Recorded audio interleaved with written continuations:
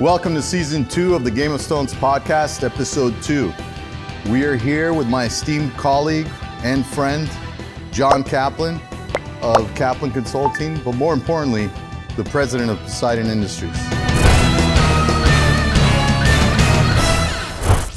People know you are associated with Poseidon, and I'm associated with Kaplan Consulting, and we just kind of assume that the whole world knows what's going on in our story, etc. So in 2010, I was running stonemachinerylocator.com, and I was repoing a heck of a lot of stone equipment, all different brands all over the country, which I was then learning and teaching myself. I was buying them back from the banks as well, some of them. And then we were reselling them with installation, training, warranty, prorated warranty.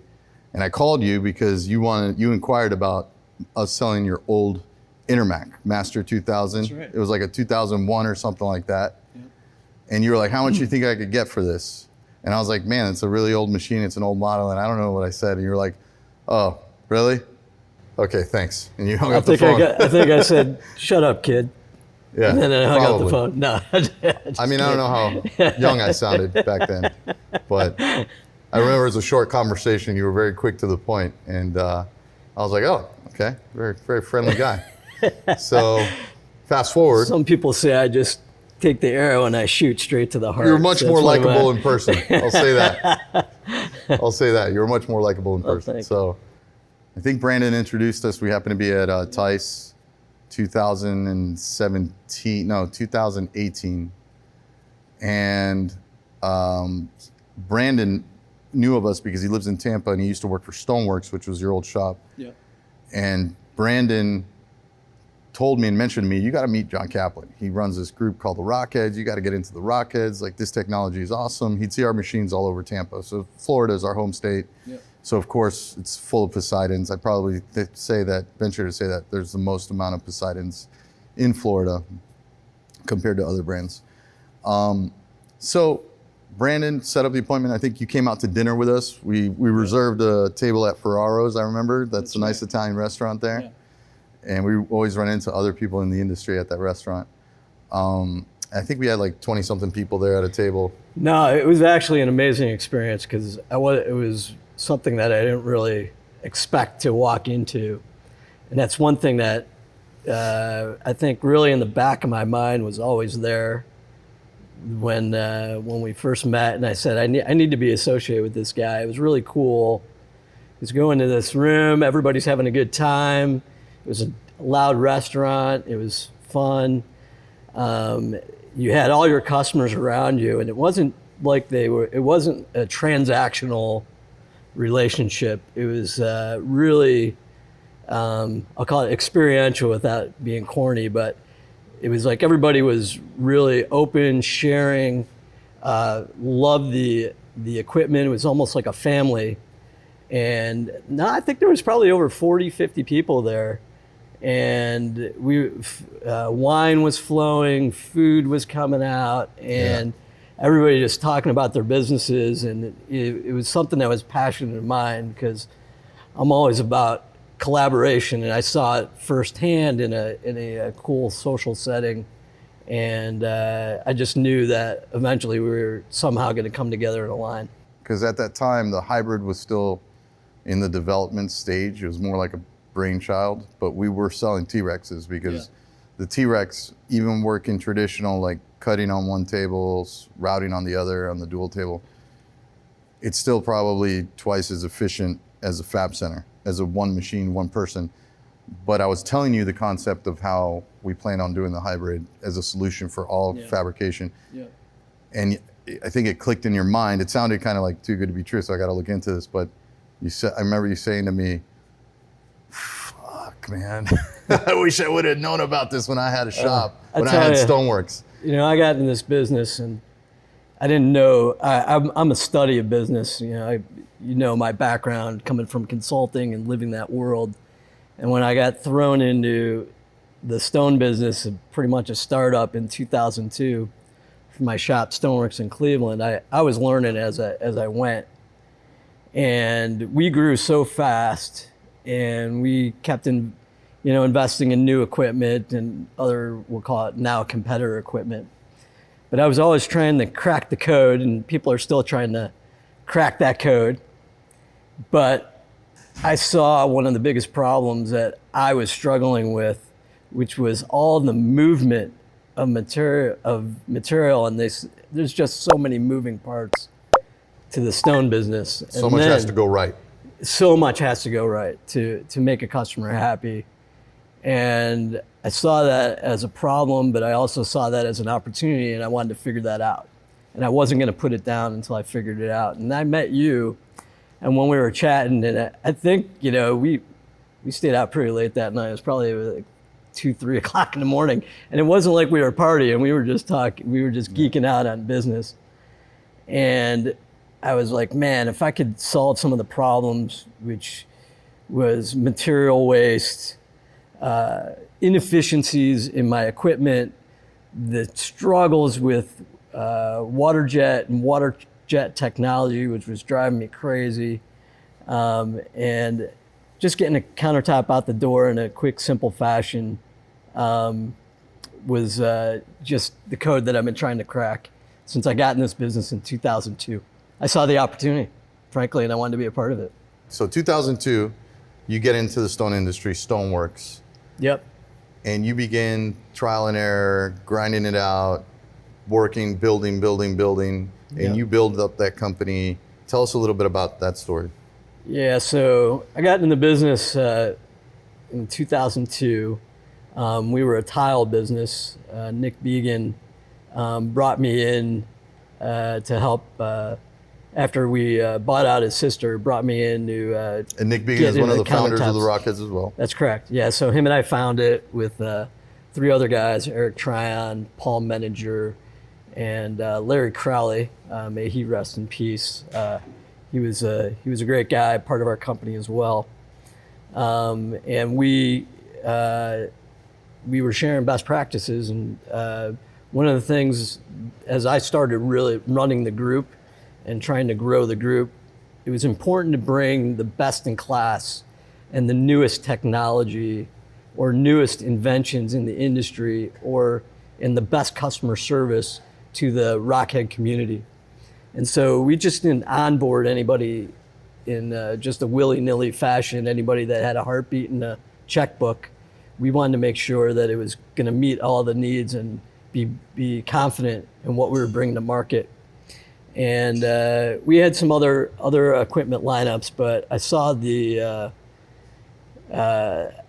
allure of what Poseidon was and what Joe Alva was, frankly.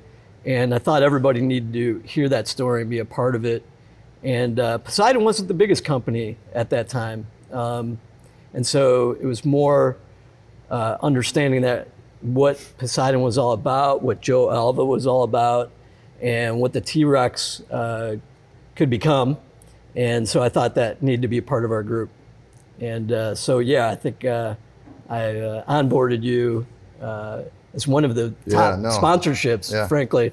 Well, that's the first thing, too, that I began to network as a company into that group. I figured I'd go for the best if I was going to start networking because I was really stuck in it's not any secret. Like, I've been doing a lot of the heavy lifting in Poseidon from the on. Can I share something while we're in this mode? So something you've never known.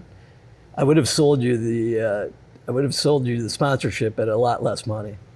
I remember it was one of the biggest things I ever invested in that first year. That's for sure, in my company's history.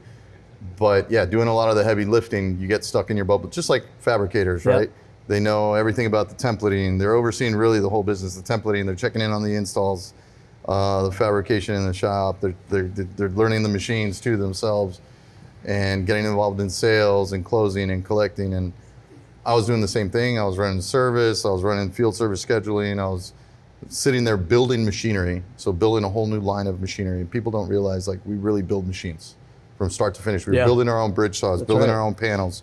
The only thing we partnered with the Edge Machine Company in Italy that I've been working with for over 20 years, 25 years now, almost. Yep. One of the first machines I sold, we're still working together, and we figured Edge machines are so many small parts. It's better a guy that just does that. And but other than that, the bridge saws, the CNCs, like we build them, right? We design them with partners. Now we're just in charge of our own designs, in charge of our own manufacturing. But building the company from 2010, I tell a lot of people, really the economy didn't start picking up for new equipment until 15, 16. So those first 5 or 6 years were a real grind. I was still doing a lot of used equipment, but that used equipment that I think a lot of people don't know about, we put our hands, and I used to work hands-on, install machines, take them out, repo them myself.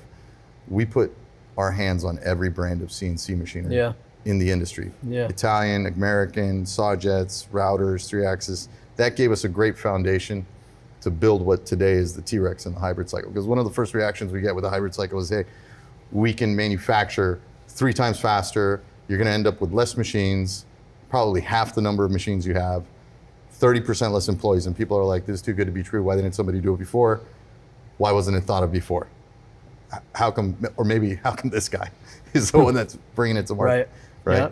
So that's the reason why, I think, is because we have a unique experience that frankly nobody else has. You grab a team of technicians from any other competitor's company, nobody can say like our team of techs that we put our hands on, learned, rebuilt, fixed, improved. I would put granite slabs on top of aluminum planks. Like we just had a friend of ours make a post on the SFA. You know, I really want to put stone on top of these aluminum planks on my CNC. It's Italian. And we did that. We would put granite on top of the, mill it down, put a new origin, and then we would work with Blick vacuum pods. So it was easier. I didn't have to buy these custom vacuum pods from Italy. So all these little things we did. And then after that, I told my team, like, we're going to do Poseidon. That's our new brand. And, you know, if we don't make this work, we should get the heck out of this industry. Yeah, we don't talk enough about our team and what's behind Poseidon. Everybody thinks it's just Joe Alva out there reselling an Italian machine, and there's a lot of people behind the scenes that and intelligence behind the scenes that have developed the process. You know, it'd be, if we don't share the talent of Eduardo Vertiz or Guillermo Vertiz or Santi behind the scenes and how we get the equipment manufactured, and Rosa, who does the welding and the panel building that we do, and our Poseidon Italy team, we'd be selling ourselves short. Eddie, who can take apart and put together any machine in the industry, and he has, is I really still submit, taking, I think he's the best, one of the top 5 best technicians in the country. Absolutely. I tell people a story, like you could have the US Navy bring him on a submarine and nobody can find what's wrong with the submarine, and give him like 45 minutes and tool set, and he'll figure out what it is and fix it. And anybody that's met him and knows him can probably attest to that. Absolutely. We're fortunate to have him as part of our team. You know, one of the things in my story when we met is I was buying shops and fixing them and turning them around, and my vision was to buy broken granite shops. And there, by the way, there's no shortage of broken granite shops. Broken ones? Broken granite shops that need fixed. Ones that are losing There's a money. few of them. There's a few. Depends where you're at in the United States. I know they're not watching the Game of Stones, but if you are, we're here to help. So we owned, and just by default, when I was buying these companies, all different types of equipment. Yeah. I've experienced all different types of technicians and problem solvers, and well, you scaled Stoneworks up to how much in volume? Yeah, we got to 50 million. How many locations? We had 4 locations. Yeah. Okay, so I'm pretty certain that at that volume, you were in situations that something broke, something was down, you needed to deliver, and it was costing you many, many dollars every minute that was going by. Yeah, absolutely. And then also fighting the fight of all these different systems and learning that, and then keeping the team together to keep that going. We were doing 100 kitchens a day. Wow. And so, and there wasn't any shortage of, I need to talk to the owner problems. So we had to we had a lot of data at our fingertips to try to solve those problems. Right. None was. And I think you told me a story that you really, like something that almost was like walking into, like when you go to a Massage Envy and you hear that like healing spa music, that one of the sounds that you really enjoyed was hearing the water jet turn on to start cutting. Oh, my chest! I gotta. Yeah, actually, there was times where I would walk into some of my shop and I would be like, "We need to turn this off. Why are we doing it this way? It didn't make any sense to me, and we were struggling and fighting it. And then, working through the tank cleaning parties on the weekends and the mess that it created, and it was just a struggle. And so that's one of the things that I love about the T-Rex. What did you say that you guys figured out with the Rockheads was the approximate monthly cost total of parts, labor, pumping out tanks, slats, hardy backer, all that stuff for the water jet per shift, I think. Well, I'll tell you what I was experiencing back in the I'll say like 2015, 16 time frame. I was crunching. Stuff is more expensive nowadays, of course. Yeah, of course. So I was crunching the numbers. I was analyzing it because it was driving me insane. The cost of kicking it out the door, and when you go from diamonds to intensifier pumps to backer board to fixing the slats on your table to the tank cleaning, all that, I was probably at $5,500 $5,500 a month on each machine that I had, just working through that. That doesn't include the downtime that I had working through that, which was significant. And frankly, the downtime was more costly, which was harder to put a number on that opportunity cost. And working through that is just, way more than the $5,500 a month that it costs. But that was just the cherry on top of the sundae. Yeah. Yeah. And like I said, those are great machines, those saw jets, water jets. I don't have anything against them. Yeah. But I think that for the fabricator, our solution to the hybrid cycle, like one thing that people don't take into account is that monthly expense when you're analyzing the saw jet. What are you getting? Sure. You're just getting cutting. But what people don't realize too is that per slab that goes into a saw jet, that comes out of it, there's a labor time associated with having to also clean up those water jet scuff marks in labor hours. I think I analyzed it by hand. It's about 45 minutes per slab, if not more, of labor time just to clean that up. Whether you're doing it by hand or extra passes, people will do extra seam wheel passes on a 3-axis router, which means less square feet production because you're doing extra passes of a tool to clean something up before edging.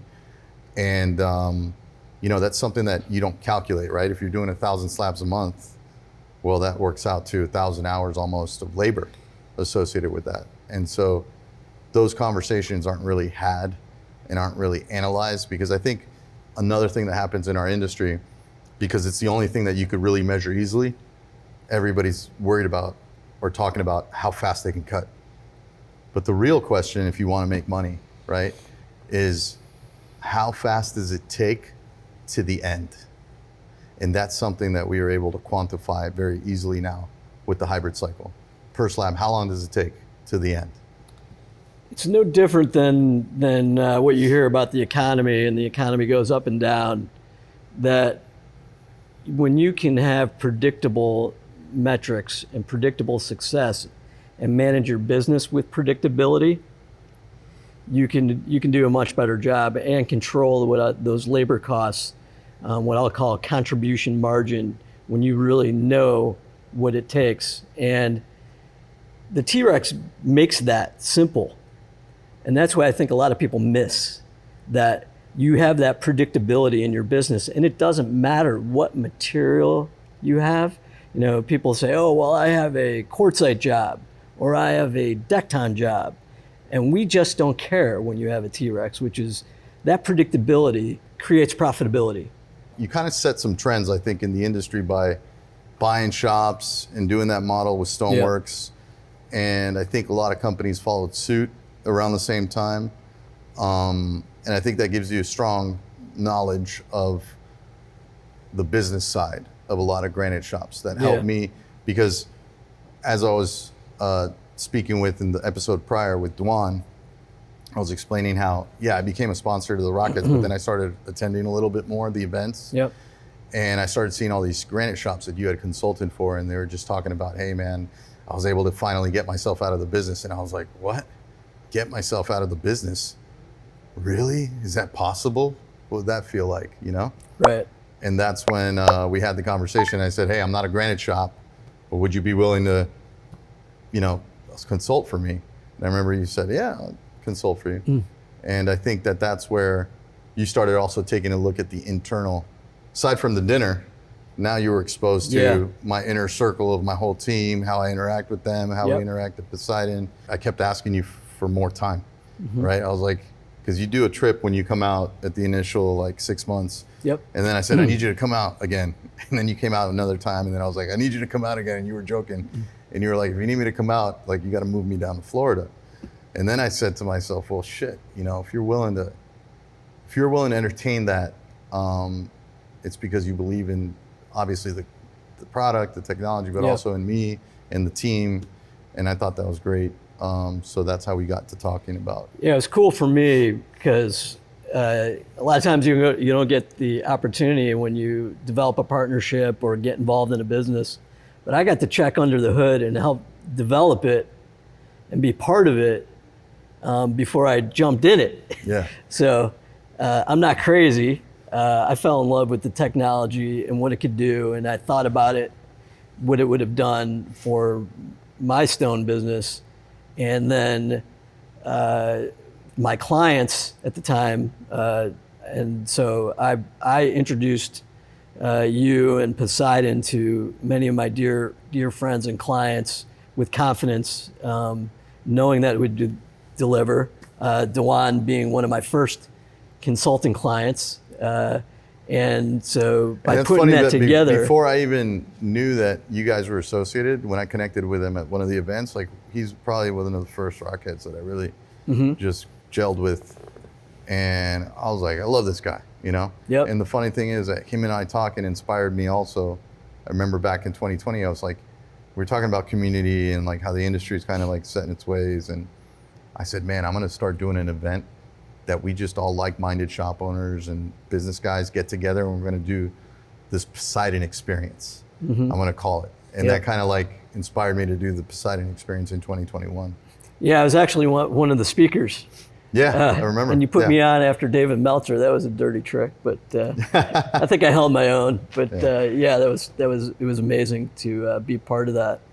And so getting to check, see the team, work with the team, understand the power of what we had there at Poseidon, and then joining in was just a great experience for me and great opportunity.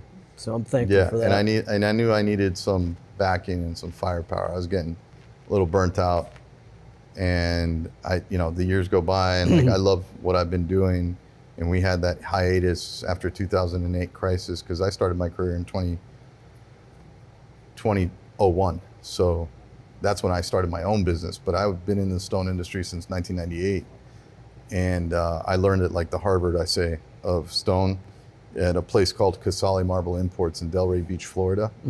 And I immediately was put into importing. And I was 19, but I spoke Spanish and Italian, so that helped me. At that time, there's no quartz, there's no Turkish travertine, there's no Brazil exporting, and everything was from Italy or Spain.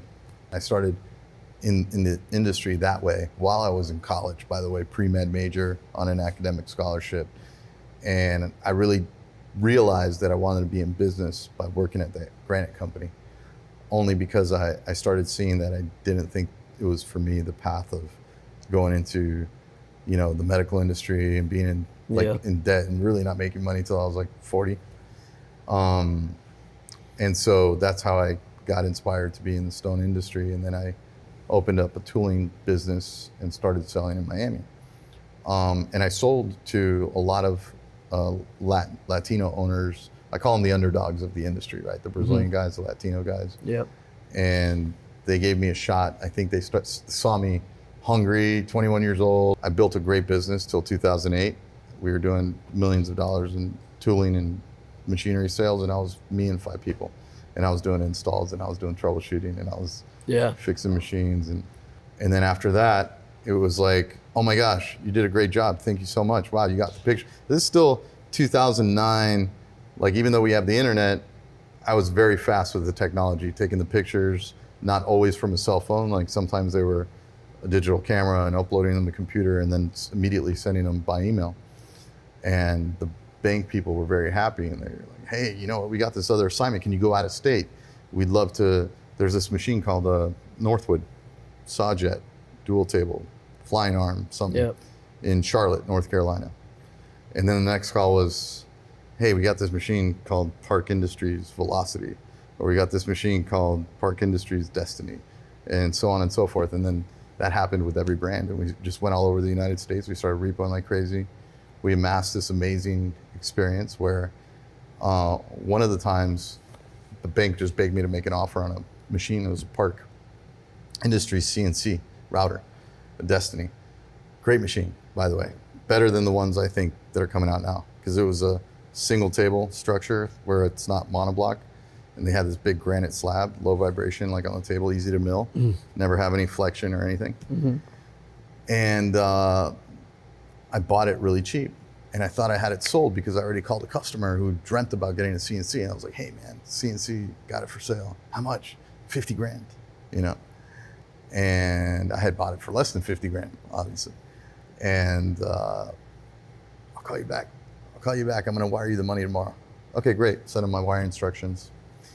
I wait a couple days, no answer. Call him again, no answer. Finally, I go in person. Dude, why are you avoiding me, you know? And he says to me, well, I called up Park and it's really expensive to get this thing reinstalled and retrained on. And then I have no warranty, and then I don't know what's wrong with it. If something's out, motor, spindle needs to be repaired, blah, blah, blah. So now I was stuck with this machine, which I'm sure you've had Park CNCs, right? They're great CNCs. Well, it's more about the story, frankly, that typically doesn't get sold. So this, I'll pull the consulting side of myself out.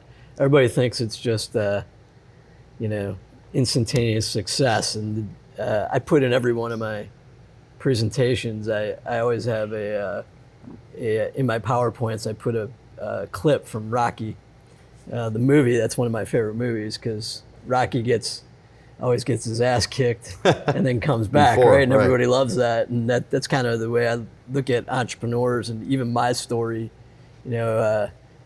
I got asked in one of my business groups that I'm in to tell my story, and I go up to the whiteboard, and it's kind of funny. Everybody loves it. I say, first I was broke. And then I put a dot up, and I go, then I was rich. Then I was broke. Then I was rich again. Then I was broke. And so that's, a lot of people have that story.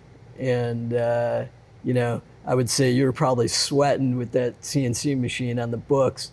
And when you had to go home and celebrate your wife's birthday. Well, I was lucky. I was lucky it was a Park Industries, because I got to say, like, Park Industries does a phenomenal job with their manuals. It's very detailed. It's very easy. Like, if you want to learn it, like, you will learn it from their manuals. You can't say the same about other companies. And so when I got their manual, I asked my guys to hook it up to power at night. I said, let's learn this thing. So first I taught myself the machine, how to work with it. And they got a cool software on it that you could really draw the job on the machine, and you don't really even need the CAD CAM. Yeah. And so we taught ourselves the machine. And then I talked to a broker, and I said, how much more could we sell the machine if we could give some peace of mind? Like installation, training. And he's like, what about warranty? And that was another puzzle I had to solve. Yeah. I'm like, how do I create a decent thing that's something that people would want and feel is fair and feel good about, but not like massacre me, because I'm not going to sell it at new machine price, obviously, right? So I think we figured on a price range for new low hours CNC 3-axis router by Park. It's like 110 grand. But this was with some new blick pods and some new profile wheels. so new tooling, installation, training, and the warranty that I came up with, I called it a prorated warranty. So basically what it was, okay, a new warranty is 12 months. I did 9 months. And I said, okay, you're buying it for 115. Let's say the machine brand new is 300. So the approximate ratio is 1 to 3, what I'm selling you the machine to a new machine. So within 9 months, if a part that was $10, or let's say $9, it's an easier ratio calculation. If it was $9, then I would contribute $3, which is 1 to 3, in the same ratio that you paid for a not new machine, you know? And everybody loved that. And they were like, no, that sounds fair. At least they had something, you know, some peace of mind. So we did the install, the training. Man, after we did the first one, like it just blew up. Because then I started telling all the brokers, I'm willing to do this with any machine. And they were like, what? I was like, yeah. I figured if I could do it with a Park, I could do it with Brembana, Intermac, Bavoloni, Prusiani, Breton. We did it with every brand. I still have the customers everybody can talk to, because I did over 100 CNCs like that. And some of them, like I said, we would put the granite on top if I didn't like the aluminum planks. Some of them I'd change the vacuum pump. I would make tweaks of things that I knew worked, and we'd make the machine work, do a prorated warranty. Nobody's ever done that I know of in the industry, anywhere in the world. In Europe, in the US, I've never heard of anybody do that. We did it. We did it. It's a fact. That's the basis that gave us the foundation to make Poseidon equipment. Well, it was the ability to see what the pros of each piece of equipment was, the cons of each piece of equipment, and then really creating the perfect Frankenstein in the T-Rex and eliminate the headaches that or the problems that we saw in the other machines. And that's really how the hybrid cycle and the ability to do everything, that's, I think, one thing that is not clear in the industry, is that we can do everything with the T-Rex without the water jet. We can accomplish the goal without the water jet component, and that's a head scratcher to everybody. And so we can accomplish any type of project, from high end to custom. It's actually better custom. That's the misinterpretation too. A lot of people look at it and they're like, "Oh, this is great for production." Some of our first customers were production guys, and that's a lot of the footage too out there. So they're like, "Oh, this is great for cookie cutter production." Right. What we're seeing now that we've been put to the test by our prospects is that it's actually better if you're doing custom. So like integrated sinks, miters, traditional cut triple waterfall with the curves and the Mickey Mouse, the lamination. We have some great lamination videos. The first safest OSHA friendly, and I say OSHA friendly because it's all done on one machine, build up, stacked lamination, 4cm, 6cm. It's all done on one machine process and one machine cycle with one operator. That is the most efficient it's ever been done in the history of the stone industry. People don't understand that. Just less movements, less people.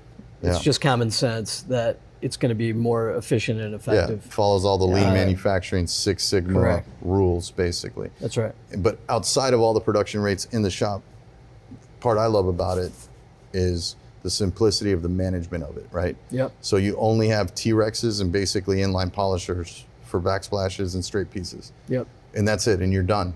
And then you can scale that with so much ease. And then we offer remote programming. We also are doing virtual reality training on virtual reality goggles, which helps also replace people in an emergency. Somebody gets sick that runs a machine, or somebody gets sick that programs. Yeah, we also, which I think is really taking us to the next level, is our process documentation system. It's really I was going to ask you about the Whale software. It's a game changer that we built into Poseidon and now into our consulting clients, where we have everything built in and self-training and self-learning to be able to scale your business, which is the problem. So it's the single source of truth for any business. And we also put in there, when you invest in that software, We put in all the Poseidon operations, training, maintenance, and it's just a system that's easy to follow. It's like investing in a McDonald's franchise, and now you know how to make the fries, and it goes a minute and 32 seconds to make fries. We know that in the T-Rex and in our processes that are documented there, how to share that with our customers. Great testimonial. We just worked with Metro. They have a huge project where they're doing multiple integrated sinks, and we showed them. We sent the process over to them in their whale system. We poured it right over how to do integrated sinks on the T-Rex. Yeah, because we've pre-drawn different size integrated the DXFs already, so it's like plug and play. Well, we did videos and we created the step 1, step 2, step 3, step 4 with checklists, words, pictures, videos, and quizzes. We sent it over to their programming department. He learned it in less than an hour, called back, had no questions, and then made the first model of an integrated sink in less than an hour. And he's ready to do this project, which has over 40 integrated sinks. He's ready to go. Did not even tie up our service department to get that going. It's a huge case study. So thank you, Christian. And we also do it in Espanol and Portuguese. Well, it goes Spanish, Portuguese, French, and Dutch. So one of the important and impactful things that we've built out is the whale software. Yep. Which is for processes, which I think is one of the main kryptonites of stone shops. Really any business, right? Any entrepreneur is the ability to have the correct SOPs and procedures that are easily able to be followed by their staff. And what we've been doing for the past couple of years now is building out the whale process software. Yeah, 3 years now. From all of our consulting customers, which are granite shops, Yep. templating, installations, and then our T-Rex customers, hybrid cycle shops. Templating, installations, human resources, accounting, sales training, what to Scripts, expect. job descriptions, Yeah, which all built in. basically all the tools that you would need as a business owner if you own a granite shop that really simplify your processes, holding your people accountable to start off, because it's a lot of it's processes that are tedious to make. They're boring, let's face it. Nobody wants to sit there and make their own process. Step A to Z for templating, step A to Z for install, and then you have different types of jobs, right? Miters are different than regular kitchens, etc. But we have the whale process software, which is amazing, but also Kaplan Consulting. Kaplan Consulting is something that unfortunately, it's in high demand. We've had to tailor it for T-Rex shops, right? Poseidon shops only, because of the fact that it's just going to be way less work in the manufacturing side, which is a huge part of it, right? Like I feel like there's kind of like Poseidon with the trident, right? There's a 3-prong. Your problems bounce from sales, operations to finance. And sometimes it's happening at all three, and that's what Kaplan Consulting That's helps what I was going to focus say. in Yeah, on. I was going to say manufacturing, So- operations, finance, and then sales. Listen, I know that when we go into a consulting client, the guns to my head that I think you said in the stone world that the fee is not cheap, and it's not cheap but it pays for itself. So I think it's not. I think it pays dividends. It doesn't pay for, I it think pays for itself. I think and it we makes should you charge profit. more, frankly. Yeah. But the thing to consider is, I know the guns to the firm's head every time someone signs an engagement letter to start the engagement. They're writing the check for that fee month after month. Results, The ASAP. owner is looking at that fee and saying, "Am I getting my money's worth at a multiple?" And we know that we're giving back, 2 to 5 times multiple of that fee. And we know that. And one of the solutions is, we hear the buzzword $T in our industry. I call it contribution margin, but whatever you call it, it's reducing your costs and producing more with less, and really looking at profitability and cash flow. That's the key. So when the equipment and the equipment lineup and the ease of training and all those costs that go into that, and the solution is in our back pocket, which only makes sense, and it pays for itself just by reducing the operating costs, it's just A no-brainer. a no-brainer that I have to introduce it. Right. And so that's what's happening with our clients, which are now Poseidon owners, or eventually Poseidon owners, that they embrace that and they get that, because now they see what we can The do. whale software is where it's at. I think it's the most complete, comprehensive. It's dialed in. It's easy to use. Yeah, I have to use the buzzword because it's just what everybody talks about, even though AI, artificial intelligence, has been around since 2016. Most people don't really know that. They think it's just happening now. That's not true. It's been around. The language models have been around since 2016. I've been working with Whale for 3 years now, and partnering to grow and improve the stone industry. So it's now really just taking hold because people are now getting more comfortable. But there's a lot of packaged AI built into the system I noticed to that. help develop that, which just really takes it to the next level. Yeah.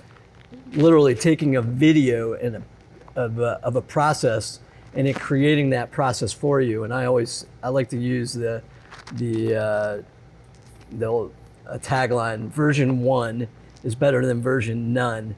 And that gets you there with the way the process system works, the way Whale works.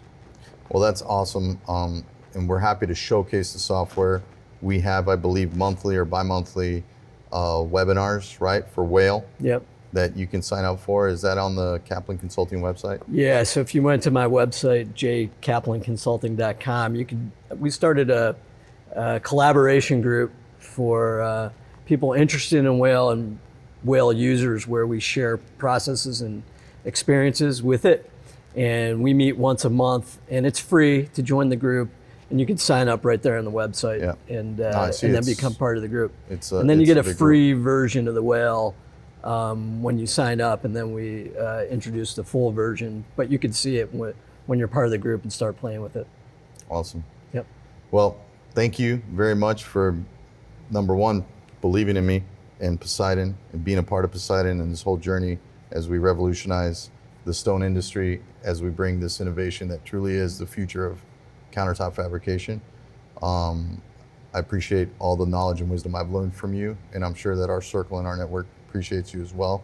Thanks for founding the Rockheads with your co-founders, and all the knowledge that you bring to the industry, because I know you want to see the whole industry advance. I know that's what you're about, and I appreciate you coming on today, man. Thank you. Appreciate Thank you, it. buddy.